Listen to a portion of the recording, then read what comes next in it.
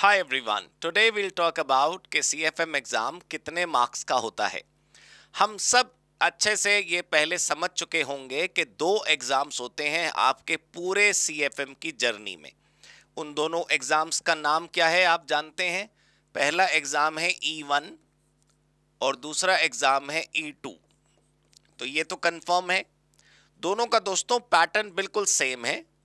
दोनों ही एग्जाम्स में आपके पास 40 एमसीक्यूज आते हैं, यानी 40 क्वेश्चंस आपको पूछे जाते हैं इन ईच एग्जाम्स, यानी कि E1 हो चाहे E2 हो, दोनों में सेम सिस्टम है। अब जब ये 40 एमसीक्यू का पेपर देखते हो अपने सामने तो आपको लगता होगा कि भाई ये कितने मार्क्स के हैं, तो मल्टीप्लाई करके इनके मार्क्स लिख देते हैं। 2 मार्क्स का दोस्तों हर क्वेश्चन होता है, तो कुल मिलाकर ये आपका पेपर कितने मार्क्स का हो गया? 80 मार्क्स का। तो इसका मतलब ये हुआ कि आपको सीएफएम में E1 जो अपीयर करना है उसमें 40 एमसीक्यू आपको मिलते हैं। 40 एमसीक्यू में हर एमसीक्यू 2 मार्क्स का है और 80 मार्क्स का आपका पेपर तैयार हो गया।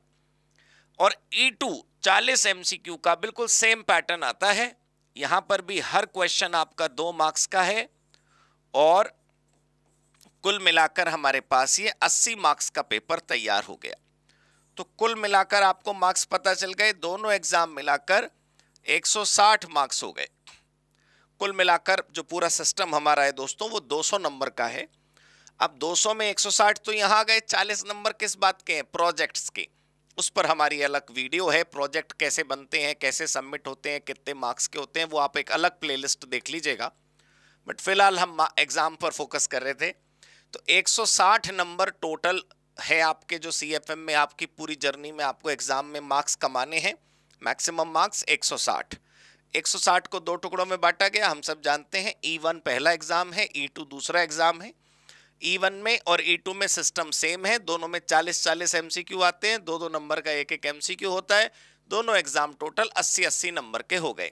तो कुल मिलाकर 160 नंबर पाने की ये हमारी कोशिश रहनी चाहिए कि हम 100% मार्क्स गेन कर सकें। कोई सवाल हम गलत ना करें, इतनी प्रैक्टिस अच्छे तरीके से हम कर लें कि हमारे भरपूर मार्क्स आएँ, सबसे ज़्यादा मार्क्स आएँ और टोटल में से टोटल आ जाएं तो और अच्छी बात है। तो दोस्तों मुझे उम्मीद है कि आपको सीएफएम एग्ज़ाम कितने मार्क्स का आता है वो अब पूरी तरह समझ आ गया होगा। ठीक है दोस्तों, thank you so much, God bless you, good bye.